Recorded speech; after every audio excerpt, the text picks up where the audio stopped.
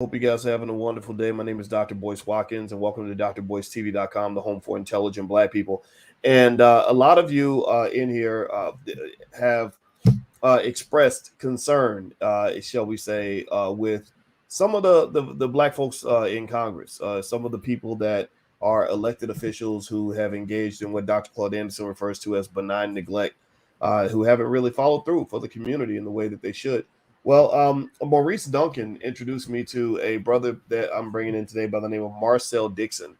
And Marcel is challenging a guy out of South Carolina named Jim Clyburn for the 6th congressional district. And he wants to be that serious challenger that has not been present. He wants to put Clyburn on his heels and maybe push him out of office. And so without further ado, I'd like to welcome Mr. Dixon. How you doing today, brother? I'm doing good. How are you? Doing really well, really well. And I want to ask everybody in the chat as we get started. First of all, as you hit the thumbs up button and all that stuff, I want to ask you, how many of you know who Jim Clyburn is? That's the first question. And what I'm going to do is put Clyburn's face on the screen for those who maybe aren't familiar, who don't pay much attention to ineffective politicians. And there I'm revealing my bias right there because I don't think this guy has been all that beneficial. So give me a yes. Let me know if you know who Jim Clyburn is, and also it's your right to believe what you believe. So there's his picture on the screen. Let me know also if you feel that he's done a good job for Black folks. Has he really represented our community in an effective way, or do you think he needs to be booted? Type the word booted if you think he needs to be booted. Type the word effective if you think he's effective. All right, so I'm going to pass the mic to Mr. Dixon. Mr. Dixon is challenging Clyburn for his seat. And so, Marcel, first of all, I want to ask you, man, what led you to make this move? Well, I've been a teacher for 17 years. I was born in Savannah, Georgia, but my family lineage is Gullah Geechee, which I proudly represent here. It's a Creole culture of the Sea Islands in the coastal plains, northern Florida, and a little bit of North Carolina, but mainly South Carolina and Georgia. And growing up, I saw a lot of heartbreaking poverty. And as a teacher for nearly 17 years, I've seen students, some who did all the things that we are supposed to do. They refrained from having children young. They went to college. They had earned scholarships. They got the nice jobs. And yet I would still see them languishing in poverty. And those are my students who followed all the rules. But a lot of my other students ended up sometimes dead or incarcerated, all the same. Meanwhile, I was seeing my students who were in the country illegally being able to progress to middle class status or more. But my students who are going further and further into poverty, even when they did all the things that we are told we're supposed to do, work hard, stay out of trouble, things that Black Americans have been doing for centuries, the trouble's been brought upon us. I will see even my Black American students fall further into poverty. The same way their parents were in poverty, their grandparents, their great-grandparents. And yet what I was not hearing was any of these politicians standing up for us. So I did some research on my area, the southern part of South Carolina, where I've lived my entire life. My family has been since the mid-1700s. And I found out that having Congressman Clyburn as our representative for the past 30 years, and yet my district, where I currently live, is the 6th poorest district in the United States of America out of 435 districts. And I said, as a teacher, I get kids who come to me I'm in 5th grade. They come to me on a 1st grade level. I only have 6 to 8 months to get them on a 5th grade level and then above so they can pass the test at the end of the year. If I had 30 years to teach my students how to read, and you come back to me, and after 30 years, that child still cannot read, you cannot, in good faith, say I am an effective teacher. Likewise, Clyburn has had 30 years to do something about the poverty in his majority black district, and he has not. It's not that he has failed to do so. He has not even tried. So my district deserves better. And most of all, my people, Black Americans, descendants of American slaves, deserves better as well. And I didn't see anyone standing up to do right by us. So I said, my mother's always said, you have to be the person you want to see. So that's what I'm doing. All right, everybody. In case you're wondering who I'm speaking with Mr. Marcel Dixon. Marcel is running. He's running for the seat in the. You said the sixth congressional district. He's actually challenging Jim Clyburn, which has raised a lot of eyebrows. And I decided I want everybody to know I don't really interview politicians that much. I rarely do that. I made the exception because a lot of you. And you all are who matters more than I do. A lot of you have expressed concerns about Clyburn, the Congressional Black Caucus. We read books every week. We have a book club, Marcel, and we read Powernomics. And in Powernomics by Dr. Claude Anderson, he talks about the ineffectiveness of many of our Black politicians. The fact that there are many things that our community needs, struggles our community has, and that these politicians do not show up for Black people. And a lot of people feel this way. When I do surveys on the platform, the majority of the Black respondents say, man, these politicians ain't worth a nickel. In fact, let's do it in the chat right now. Quick exercise. Yes or no, yes or no, yes or no. How many of y'all feel that Clyburn and the gang in D.C. are really representing your interests? How many of you feel that that Black people are prioritized, that we're getting the attention that we deserve, the support we deserve? Give me a yes or no in the chat. So, Marcel, I want to ask you this. Tell us some more things about the first we'll start with who you're challenging. We'll start with Clyburn and tell me areas, some other areas where you feel that he's not putting the needs of the people in the district at the top of the priority list. Well, one area is land ownership. Black Americans, and when I say Black Americans, just to give further context, everyone, I'm not talking about Black immigrants and their children. I'm talking about those of us who are the descendants of those who built this nation and were emancipated at the end of the Civil War. I just want to be very clear about that.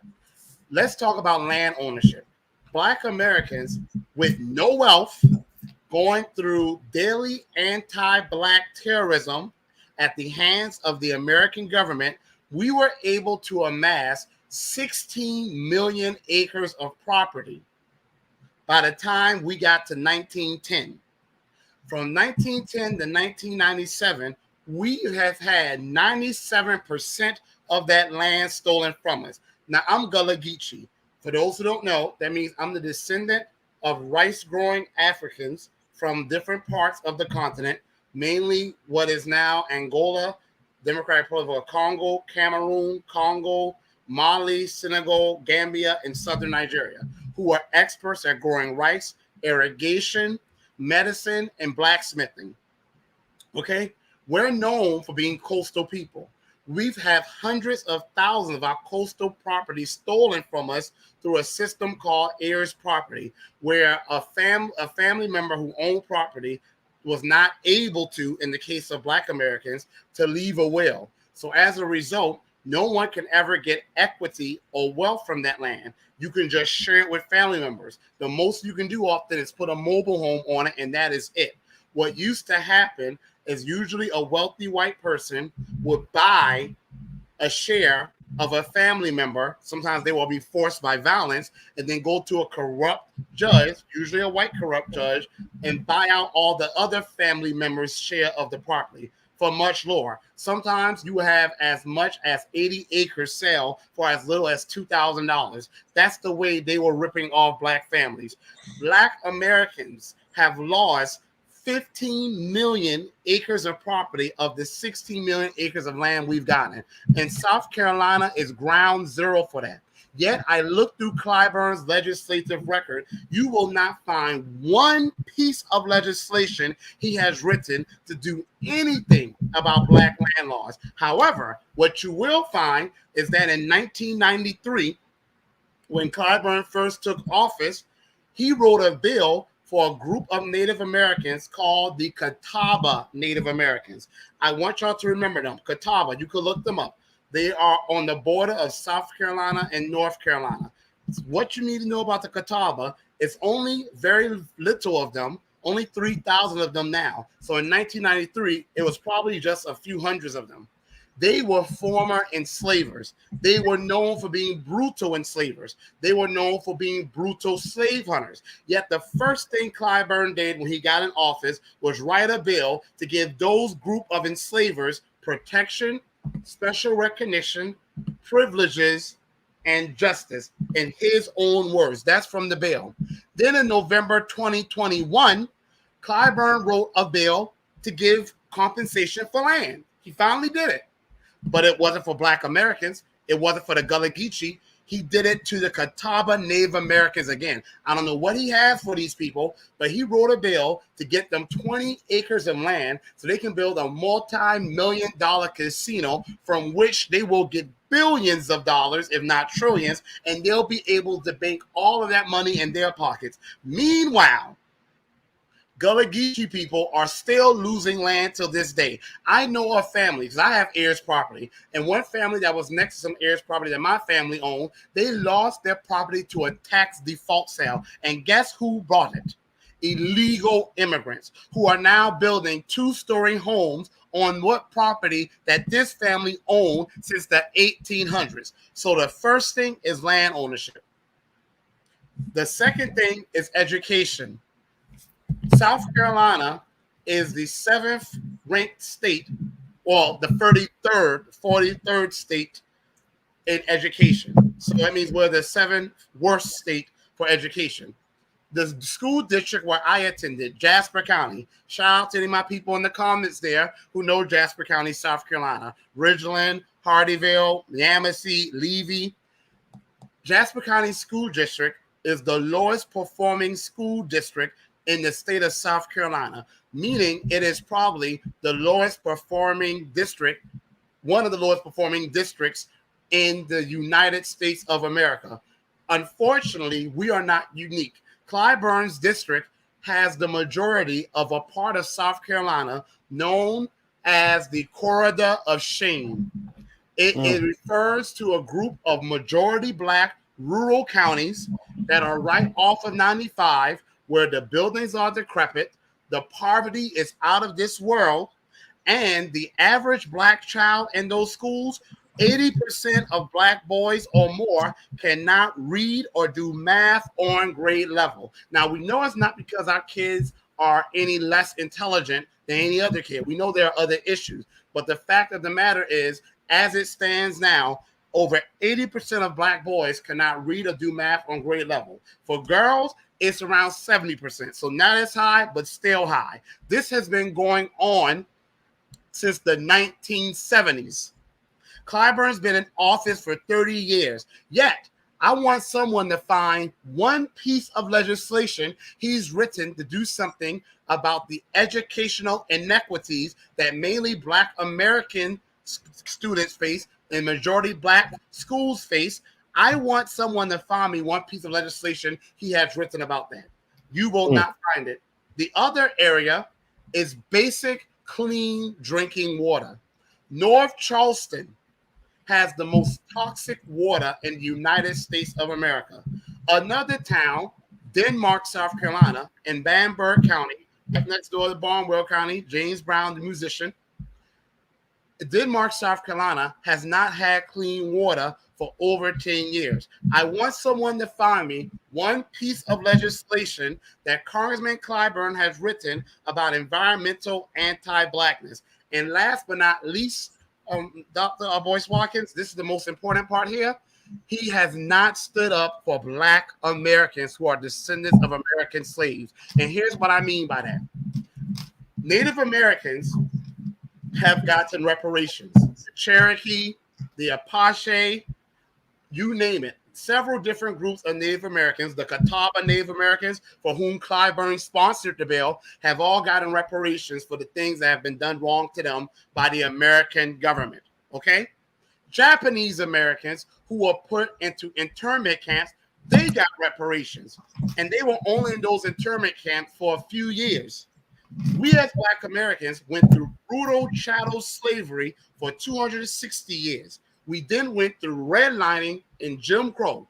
We were excluded from the Homestead Act that gave hundreds of millions of acres to white Americans. And from where does most wealth come today? It comes from assets like land ownership. We were violently and unfairly excluded from that. Then the GI Bill that gave over 14 million former white veterans money to go to college, to buy homes, to open businesses, for healthcare, for retirement. They were able to pass down trillions of dollars of wealth to their children, and they are still doing so this day. My great-grandfather, who was a World War II vet all the same, he was unjustifiably excluded from that. I want someone to show me where Congressman Clyburn has written a bill for Black Americans to get reparations and to get restitution for the things from which we have been deprived of, like has been done for the Native Americans, and the Catawba Native Americans are one of them. And I know people are probably in the chat room saying, well, that can't happen. Oh, it can happen because it's happening right now as we speak. Look at what's going on with Ukraine. Ukraine is not a member of NATO. NATO means the North Atlantic Treaty Organization, a group of countries working together, and they say if you attack one of us, you attack all of us. Ukraine had a chance to join NATO. They said no. Yet, it hasn't even been a month yet, and this country has spent not billions, but trillions of dollars for Ukrainians. They've done it in the form of military equipment. They've done it in the form of direct aid.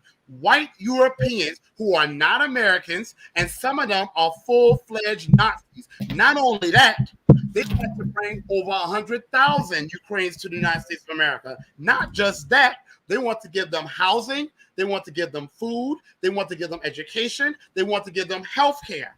While they do that, Black Americans are 15 to 20% of the population, but over 55% of those who are homeless, and Black women who are celebrating Ketanji Jackson Brown, meanwhile, have the highest eviction rate of any other group. And North Charleston, my district as well, has the highest eviction rate in the country. So those are the areas, just to name, where Congressman Clyburn has not failed. I don't want to say he's failed, because failed would imply that he's actually tried. He has done nothing to stand up for his district, nor for Black Americans, who are the majority in his district. All right. Everybody, I was speaking with Marcel Dixon. Marcel was introduced to me by Maurice Duncan, and Marcel's running for Congress, and he wants to challenge Jim Clyburn. And as you know, politics involves a lot of money, which I'm going to ask you about that, Marcel. That'll be my last question, and also about your vision as well once you get elected.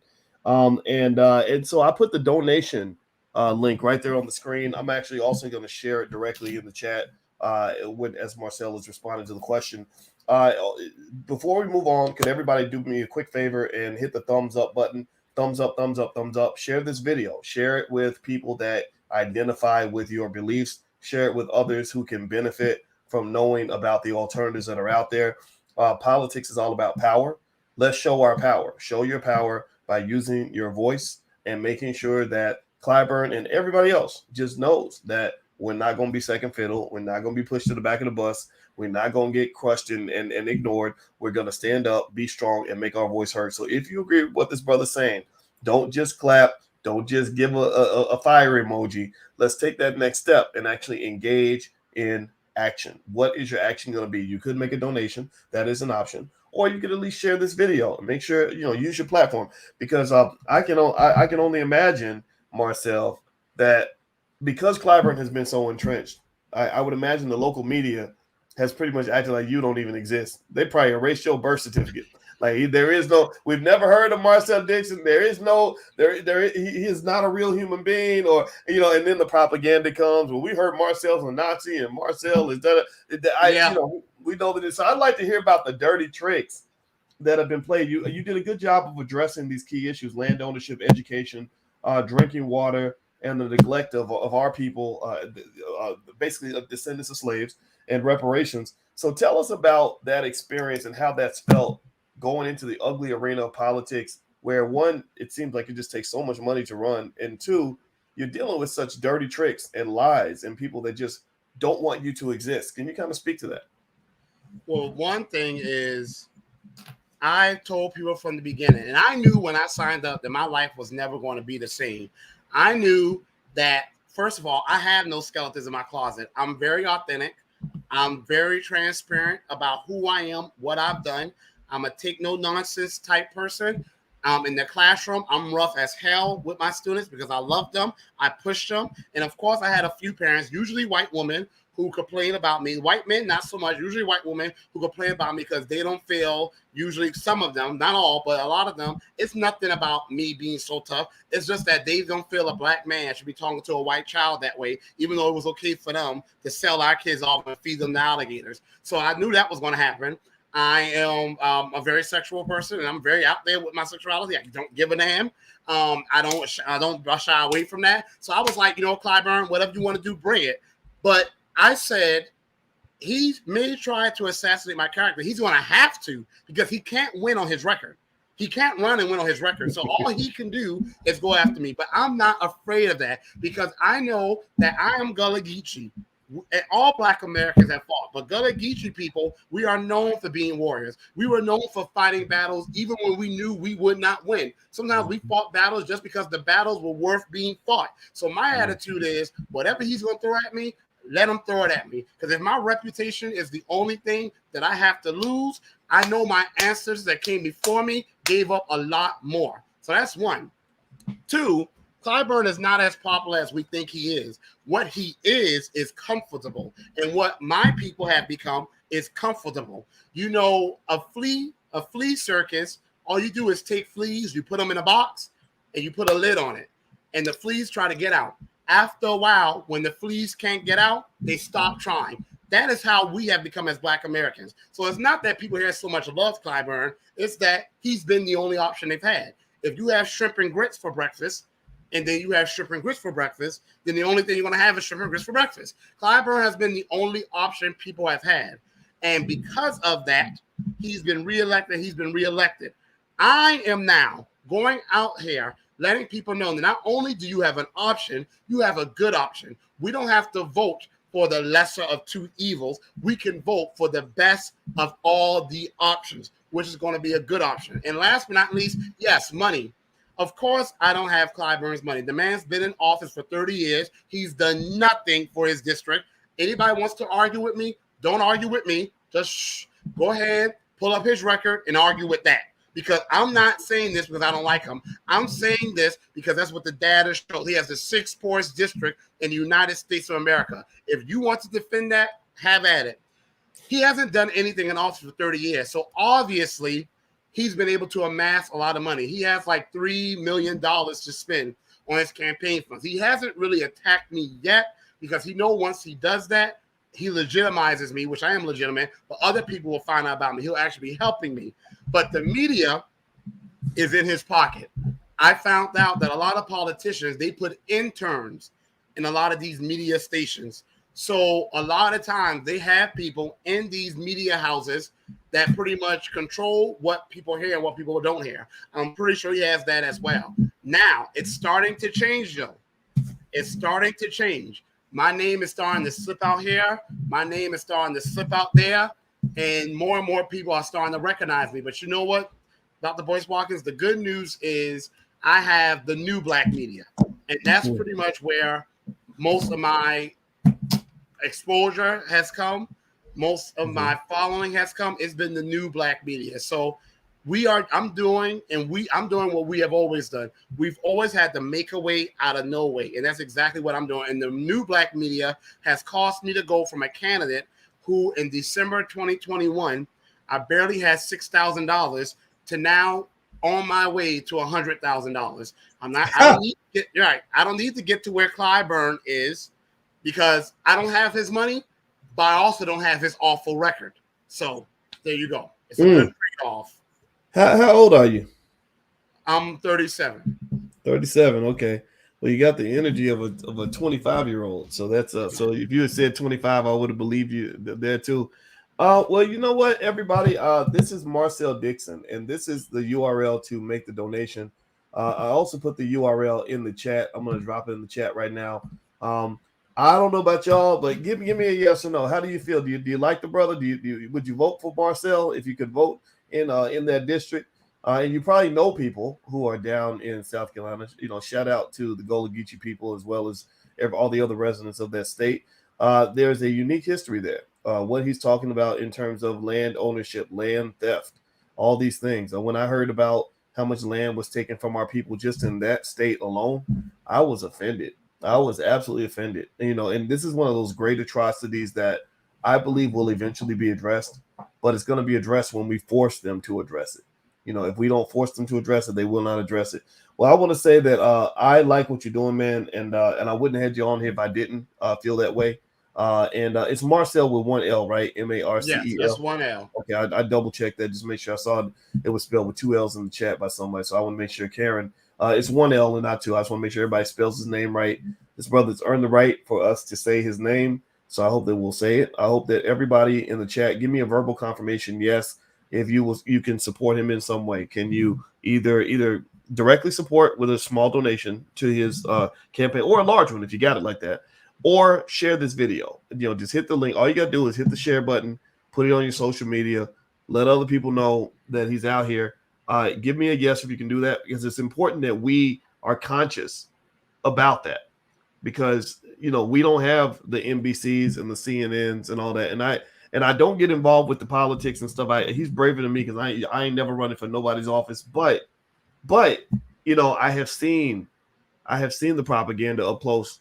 Y'all saw what they did with Ice Cube. When Ice Cube was talking about reparations, the propaganda went to the nth degree. They even smeared him on SNL by pretending like he had a Trump hat on or something like that, a MAGA hat. And Ice Cube never wore a MAGA hat. They photoshopped a MAGA hat on his head. So y'all have seen the propaganda. You've seen the lies. You've seen. I'll give you all another example, and then I'm gonna say I'll greet my brother goodbye. My mother-in-law just got here, man, so I gotta go spend time with her. But I remember even when during the elections, I would have people come back and tell me, you know, like maybe rappers or whatever, they would go on an urban radio station and they would literally tell them, you cannot mention any candidate other than the primary Democratic candidate. Like if it was in that particular contest, it was Hillary Clinton. They said you cannot mention Bernie Sanders and you cannot mention the Republicans. If you mention either another party or if you mention another candidate other than Hillary, we will shut the interview down immediately. This is what's happening in your urban neighborhoods, and this is how they're controlling you. They're controlling your access to information, which is basically making you a slave. So I'm not going to ever tell y'all what party you should support. I'm just going to tell you that your choice needs to be your damn choice. Stop letting these people make choices for you. And as far as I'm concerned, I invited this brother in here, and I don't even interview. Y'all been watching for years. We don't bring politicians on here that much. I interviewed this brother because y'all know Clyburn. His time is up, you know. So maybe this is the man who can lead us there. So, brother, do you have any final parting words you'd like to share? A vision or anything you'd like to share that we can walk away with? I do. I want to be very brief. One, if you want to support me, please do. Like I said, I can't match Clyburn's money, and I'm not going to try to. I don't have his money, but like I said, I also don't have his 30-year record of failure and neglect. So any donations you can make, it helps me keep my commercials playing, keep my advertisements in the newspaper, keep my advertisements on the radio. It helps me to pay my now growing much larger street team. Some are volunteers, but some who work around the clock, they will want to do it for free if they could, but they can't. I have to pay them. Donations let me pay my treasurer. And y'all, the new black media, I think I am probably, if dare I say, a candidate that when we win, I will probably be the candidate that's probably gotten the most donations, like almost all of them, from just other black Americans. A purely black American funded candidate. I want to say it only takes one person to stand up and fight. When the Native Americans got their settlements, that was because of usually one person in Congress standing up. When the Japanese Americans got reparations, it was just two senators who stood up for them. So it doesn't usually take a large number. I hope I'm not the only one, but if so, I'll be honored to be the only one, hopefully the first of many in this modern day Congress to stand up for black Americans to get the reparations that we should have had a long time ago. And I want y'all to help me get there, please. And yes, I use Twitter, Marcel for uncompletenesscongress.com. The digit form, not the word, the digit. Well, I'm gonna tell you what. That was a great way to end the conversation, man. And I'm gonna put that donation page up here, and everybody, I'm gonna put the link in the chat where you can go and support the brother. And I'm gonna tell you, man, I what you said about the Gullah Geechee people being fighters. I would not mind having a couple of folks from your community fighting for us in Congress. 'Cause I know y'all ain't gonna back down for nothing, and those are the No, kinds we of will fighters not. we need. There we go. And also I want to acknowledge Black Mama in the chat. Thank you for your donation to the platform. She also donated to your campaign. God bless Thank you, Black y'all. Mama. Yes, and Judy McLeod as well. Thank you. And so everybody, I put the link in the chat. Again, if you don't have any resources right now, you don't want to donate, I get it. Or if you don't agree, if you know, we have an open-minded platform here, freedom of speech. If you don't, if this does not resonate with you, that's fine too. But if it does resonate, I would like for you to do something to support. So that means either go there and make a donation or share this video. All right, guys. Well, we're about to get on out of here. God bless you. Thank you so much, and a good. Thank you for having me. Yeah, absolutely, man. Best of luck to you, Marcel. Thank you to Maurice Duncan for introducing me. He put you on my radar. I looked you up, and I was super impressed. I saw another interview. I said, okay, this is going to be a great conversation. And also, everybody, by the way, just a reminder that you guys know me and my wife will be in Chicago on the 15th. So if you'd like to learn more about that event, feel free to go to boycewatkins.com, click on events. We'll also be at the Essence Music Fest right next door for 3 straight days. So if y'all want to see us at the Essence, just click on events and go ahead and lock it in. And we'll be doing 3 days of deep dive Black wealth training that will change your life forever. So take care, everybody. God bless you. Have a great day. And thank you again, Take care. All right, my brother. Take care now. Bye-bye.